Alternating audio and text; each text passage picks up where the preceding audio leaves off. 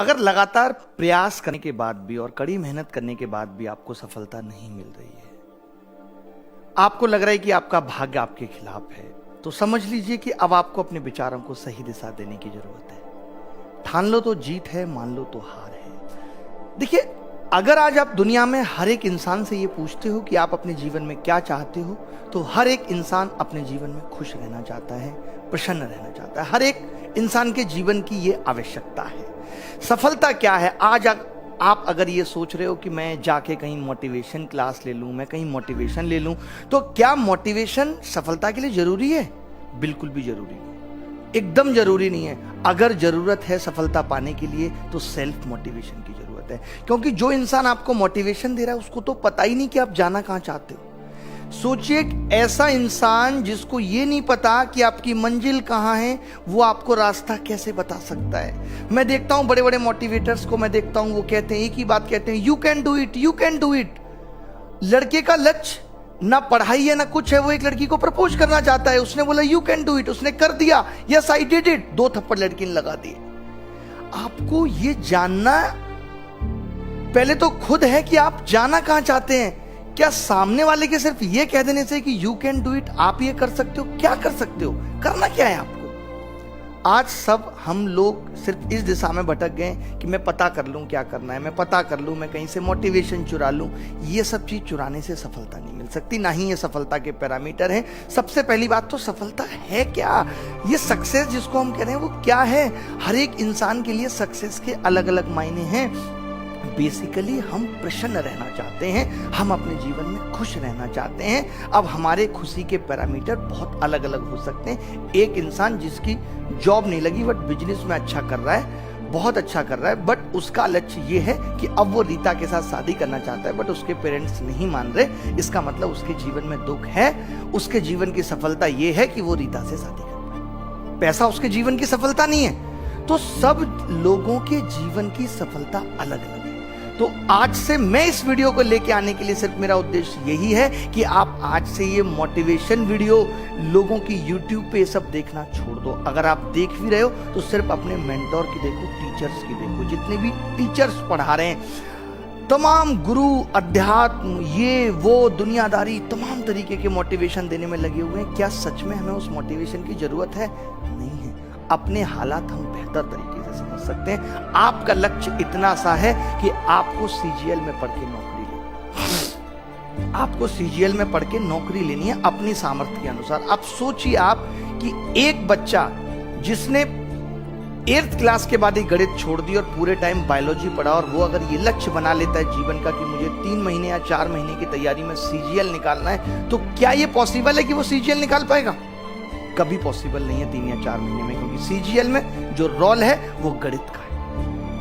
CGL में जो role है वो गणित का है, और गणित सीखने के लिए एक बायोलॉजी के बच्चे को 1 साल मिनिमम लगेगी। तो कई बार गलत उम्मीदें खुद से पालना भी बहुत घातक है, जो हमारी सफलता में बाधक है। कई बच्चे जो कभी पढ़ाई में इंटरेस्ट नहीं रहा, कोई मतलब नहीं रहा, हमेशा से 3rd डिवीजन आई थी कि कई बच्चे सोचते हैं यार वो 3rd डिवीजन वाला भी एक बंदा आईएएस बनाता। वो एक अपवाद होता है, और हर इंसान आज की डेट में अपने आप को अपवाद मानने लग गया है। देखिए, अपवाद इतिहास बनाता है, आप खुद नहीं मान सकते अपने आप को अपवाद कि अरे वो तो 3rd डिवीजन आया था, वो आईएएस। तो हम क्या करते हैं, पढ़ाई में शुरू से रुचि नहीं थी, ग्रेजुएशन हो गया, अब साहब डायरेक्ट तैयारी करेंगे आईएएस की, 4 साल 5 साल घिसेंगे, उसके बाद गांव में आके खेती करने के लायक भी नहीं रहते। तो पहले तो अपने आप को पहचान के, अपनी स्ट्रेंथ को पहचान के, अपनी सामर्थ्य को पहचान के उस एग्जाम में उतरें कि आप इस एग्जाम के लायक हैं या नहीं।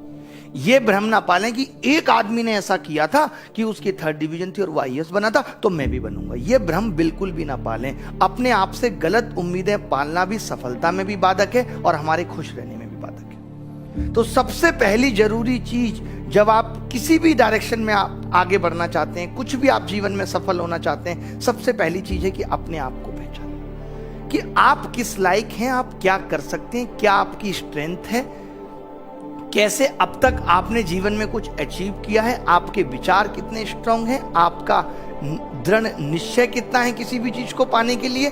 आप जब एक चीज के पीछे भाग जाते हैं तो उसको पाकर ही रहते हैं। ऐसी कुछ क्वालिटीज आपके अंदर है या नहीं? ठीक है, अब मैं इनको अपनी सफलता प्राप्त करने में लगाऊंगा। अपने आप को पहचानना सबसे पहले जरूरी है। भ्रम में रख के नहीं मैं तैयारी करूंगा 3-4 साल खराब करूंगा। मैं आपको बता दूं, मैं आज बहुत ही एकदम क्लियर कट बात करने आया हूं कि अगर आपको लगता है कि आपके गणित समझ में आती ही नहीं है तो आप सीपीओ की तैयारी शुरू कर दो। कोई मतलब नहीं है कि आपको जब कोई चीज समझ नहीं आ रही और फिर भी आप लगातार सीजीएल में एफर्ट लगाए हुए हैं। मैं ऐसे ऐसे लोगों को जानता हूं। भाई क्या कर रहे हो? मैं ऐसे ऐसे लोगों को जानता हूं जो 8-8 साल से तैयारी में लगे हुए हैं। 8 या 9 साल हो गई और अब स्थिति ये है कि ग्रुप डी का एग्जाम भी अभी निकलने का नाम नहीं ले रहा। तो पहले अपने लक्ष्य को देखो कि करना क्या चाहते हो, एग्जैक्ट चाहते क्या हो अपने जीवन में, क्योंकि जब तक लक्ष्य क्लियर नहीं होगा तब तक राह क्लियर नहीं हो सकती। पता नहीं चल सकता कि किस राह पे जाना। जब ये एक बार क्लियर हो जाए, खुद को पहचान पाओ कि क्या करना है, उसके हिसाब से प्लानिंग करो।